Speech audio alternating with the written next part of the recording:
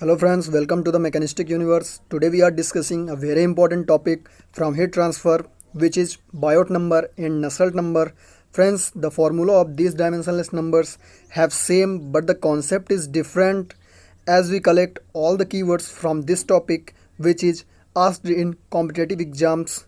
So friends, start करते हैं Biot numbers. Is the quantity of heat transferred to a body of surface via convection and it is distributed throughout the body through conduction, which is subjected to the body capacity to store the thermal energy.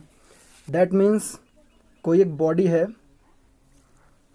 है जिसका कोई एक solid body है जिसका temperature, initial temperature आप मान सकते हो कुछ T है और बाहर का टेम्परेचर T इनफाइनाइट ऐसे कुछ है। तो जो बाहर कन्वेक्शन हो रहा है ना दोस्तों, तो वहाँ पे जो हीट ट्रांसफ़र हो रही है और जो इस सॉलिड बॉडी के अंदर जो कंडक्शन के थ्रू हीट ट्रांसफ़र हो रही है, उनका जो रेशियो होता है उसी को ये बायोट नंबर इंडिकेट करता है।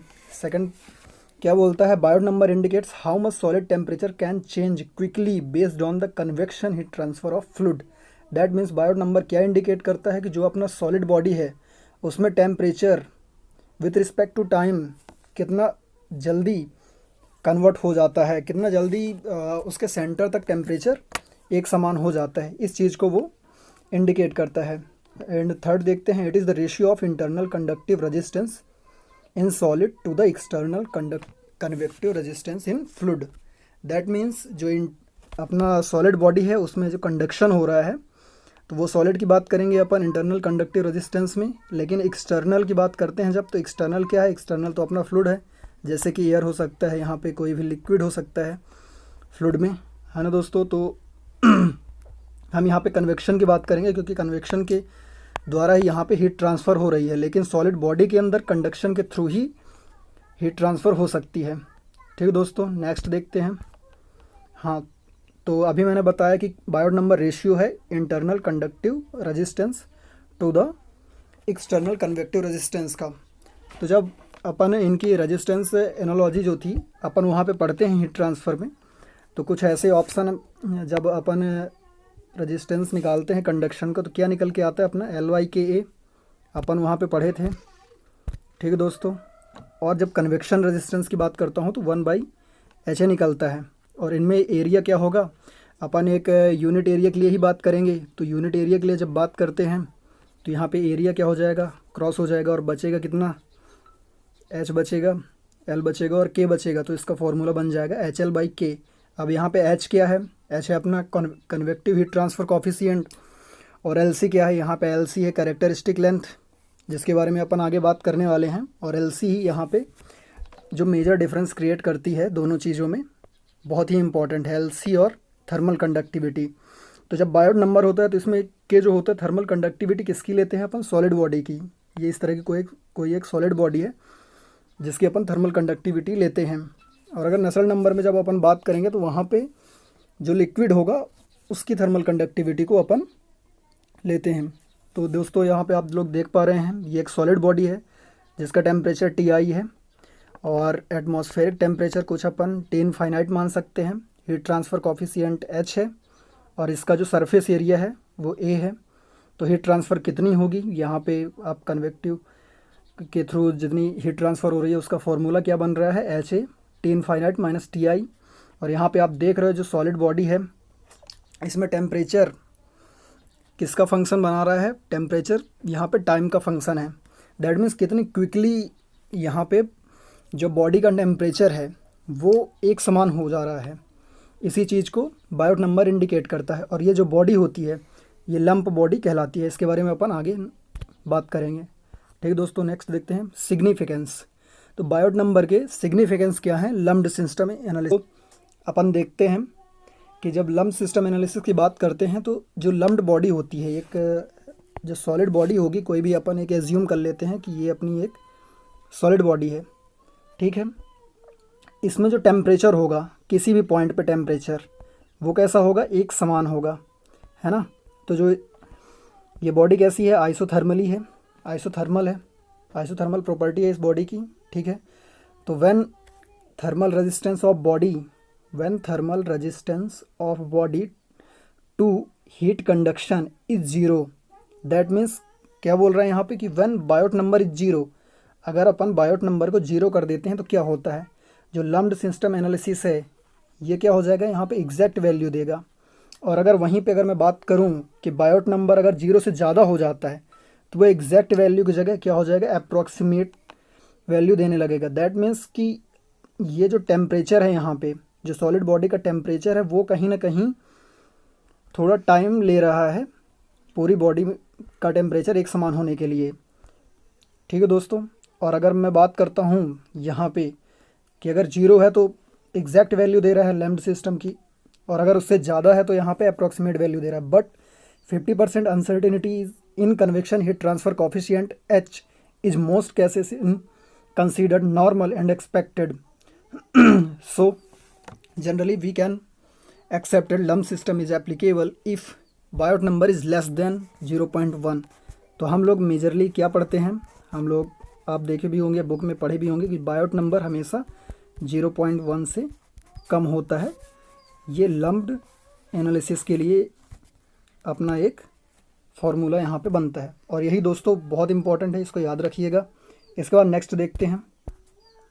हाँ दोस्तों, जो मैंने बोला था अभी कि कैरेक्टरिस्टिक लेंथ की बात करेंगे अपन, तो कैरेक्टरिस्टिक लेंथ यहाँ पे बायोट नंबर के लिए क्या होती है, तो यहाँ पे कैरेक्टरिस्टिक लेंथ रेशियो होता है वॉल्यूम और सरफेस एरिया का। और कौन surface area, that means which is exposed to the surrounding, जो सराउंडिंग से जो सराउंडिंग है उसमें एक्सपोज्ड है। दैट मीन्स हीट ट्रांसफ़र हर सरफेस से उसके हो रही है। तो अगर अपन क्यूब के लिए बात करते हैं, कोई क्यूब है तो उसका वॉल्यूम कितना होगा, ए क्यूब होगा। सरफेस एरिया की मैं बात करता हूँ तो सरफेस एरिया 6a स्क्वायर होगा। अगर एरिया बस की बात करता मैं तो a स्क्वायर होता, लेकिन यहाँ पे सरफेस एरिया की बात चल रही है तो इसके 6 फेसेस होते हैं तो 6a स्क्वायर हो जाएगा। तो ये यहाँ पे क्रॉस होके वॉल्यूम अपॉन सरफेस एरिया का रेशियो क्या बन जाएगा, a/6। ऐसे ही स्फीयर की बात कर लेंगे तो जब स्फीयर की बात करते हो तो यहाँ पे वॉल्यूम क्या हो जाएगा, स्फीयर का वॉल्यूम कितना होता है दोस्तों, 4/3 पाई आर क्यूब। और सरफेस एरिया कितना होता है इसका, तो 4 पाई आर स्क्वायर। यहाँ पे भी वॉल्यूम अपॉन सरफेस एरिया का रेशियो निकालेंगे तो r/3 यहाँ पे अपने को मिल जाएगा। इसके बाद दोस्तों सिलेंडर की जब बात करता हूँ तो सिलेंडर का वॉल्यूम π/4 d²h, जैसे कि यहाँ पे आप देख पा रहे हैं। ठीक है दोस्तों, सरफेस एरिया कितना हो जाएगा, तो π/4 d², ये क्रॉस सेक्शन एरिया एक तरफ का, दूसरे तरफ का भी π/4 d², ये दोनों जुड़ जाएंगे, प्लस जो इसकी पेरीमीटर है πdh, πd पेरीमीटर हो गई, और उसकी लेंथ कितनी है, h है, या डेप्थ इसको बोल सकते हैं। ठीक है। और अगर दोस्तों ये तो इसका वॉल्यूम अपन सरफेस रेशियो, सरफेस एरिया का रेशियो है। अब अगर यहाँ पे मैं बात करता हूँ कि अगर h बहुत ज़्यादा है d के मुकाबले में, तो वहाँ पे क्या हो जाएगा, अपन d = h कर लेंगे, तो यहाँ r/2 इसका जो रेशियो आएगा वह आ जाता है यहाँ पे r/2 रेशियो सिलेंडर का। अगर मैं क्यूबॉइडल की बात करता हूँ, एक क्यूबॉइडल है जो कि यहाँ पे बना हुआ है, आप लोग देख पा रहे हैं, तो इसका वॉल्यूम कितना होता है, L/B/H, length into width into height. और सरफेस एरिया की बात करता हूँ तो 2 × L/B + B/H + H/L। और रेक्टेंगुलर प्लेट की भी अपन बात कर लेते हैं, तो रेक्टेंगुलर प्लेट में क्या होगा, इस तरह कोई एक रेक्टेंगुलर प्लेट है, इसका वॉल्यूम कितना हो जाएगा, length into width into thickness, surface area 2 × L/B। और इसमें भी अपन जब इसका रेशियो निकाल लेंगे तो t/2 निकल जाता है। ठीक है दोस्तों। अब यहाँ पे मैं लिख के रखा हूँ also used in production engineering.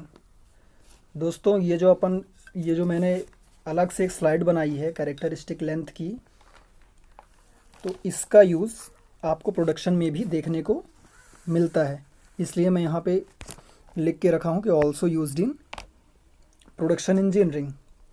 ठीक है दोस्तों, क्योंकि वहाँ पे जब अपन सॉलिडिफिकेशन टाइम की जब बात करते हैं, कास्टिंग जब पढ़ते हैं, कास्टिंग में गेटिंग सिस्टम आता है, तो सॉलिडिफिकेशन टाइम की जब बात करते हैं तो वहाँ पे ऐसे ही जो फार्मूला बनता है वो V/A का रेशियो होता है, वॉल्यूम अपन सरफेस एरिया। तो वहाँ पे ये चीज़ें बहुत ही इंपॉर्टेंस रखती हैं। तो दोस्तों इसको आप अच्छे से समझिएगा और याद रखिएगा कि कैसे ये फार्मूले बनते हैं और आते हैं।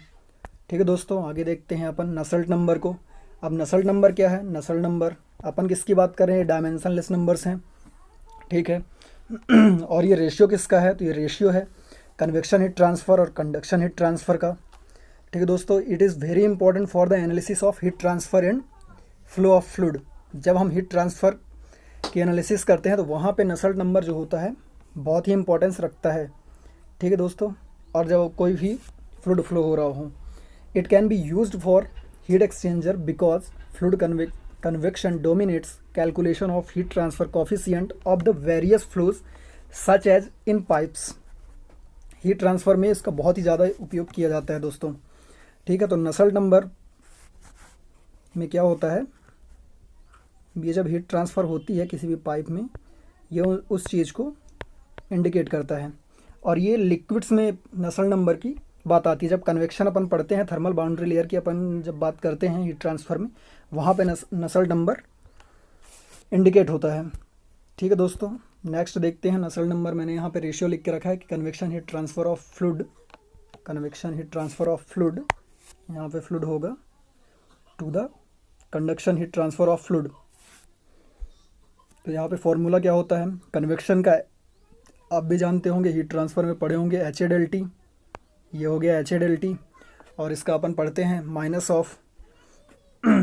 Of k A d T del T by L. ठीक है दोस्तों, सेम एरिया के लिए अपन बात करते हैं।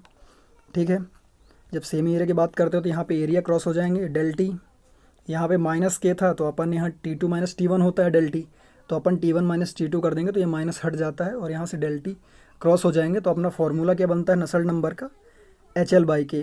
अब आप फॉर्मूला देख रहे होंगे, जो बायोट नंबर होता है और नसल्ट नंबर होता है, इनका फॉर्मूला बिल्कुल सेम है, बस डिफरेंस इतना है कि वहाँ पे जब थर्मल कंडक्टिविटी की अपन बात कर रहे थे, थर्मल कंडक्टिविटी किसकी ले रहे थे बायोट नंबर में, सॉलिड बॉडी की, और नसल्ट नंबर में किसकी ले रहे हैं, थर्मल कंडक्टिविटी एक लिक्विड की ले रहे हैं, फ्लूइड की ले रहे हैं। Thermal conductivity of fluid which is flowing around the body, जो किसी भी बॉडी के अराउंड फ्लो हो रहा है। ठीक है दोस्तों, अपन इसकी थर्मल कंडक्टिविटी को ले रहे हैं। ठीक है दोस्तों, तो ये इसका फॉर्मूला बनता है नसल्ट नंबर का।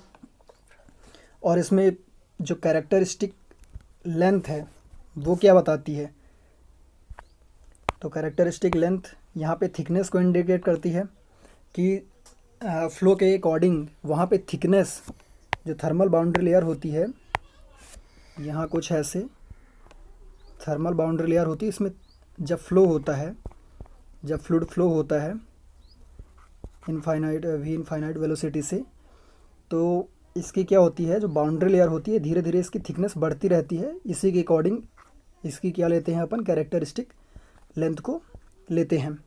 इसके बाद नेक्स्ट देखते हैं अपन कि नसल्ट नंबर अगर 1 हो जाए, अगर नसल्ट नंबर इक्वल टू 1 हो तो क्या होगा, प्योर कंडक्शन होगा। दैट मीन्स फ्लूइड क्या होगा, स्टेशनरी हो जाएगा, कहीं भी अपन फ्लूइड स्टेशनरी होगा, और जितनी भी हीट ट्रांसफ़र होगी वो ओनली किसके थ्रू होगी, कंडक्शन प्रोसेस के थ्रू होगी, ओनली कंडक्शन प्रोसेस के थ्रू।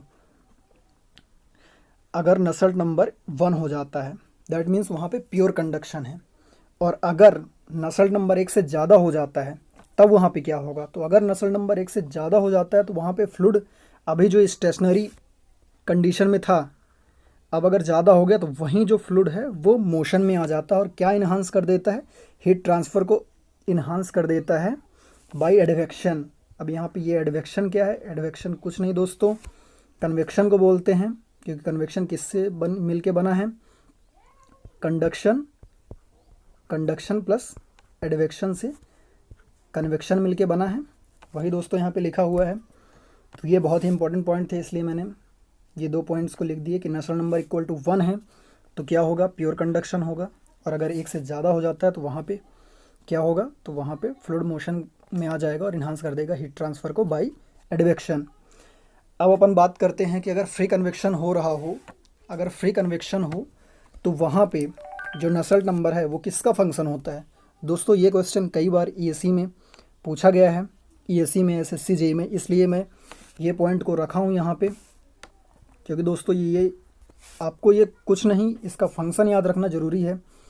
ठीक है दोस्तों, तो जब फ्री कन्वेक्शन की बात करता हूँ तो जो इसका नसल्ट नंबर होता है वो फंक्शन होता है किसका, यहाँ पे रेलैग नंबर का और प्रांडल नंबर का। ठीक है दोस्तों, ये है अपना रेलैग नंबर, ये भी मास हीट एंड मास ट्रांसफर में पढ़ते हैं अपन, और प्रांडल नंबर भी अपन अभी पढ़ेंगे। नेक्स्ट एक वीडियो आएगी जिसमें अपन जितनी बची हुई हैं अभी डायमेंशनलेस नंबर्स उनकी स्टडी अच्छे से करने वाले हैं। उसके बाद एक टेस्ट लगाएंगे अपन, एक वीडियो बनाएंगे सेपरेट टेस्ट की, जिसमें जो इम्पोर्टेंट क्वेश्चंस हैं उनको अपन देखेंगे।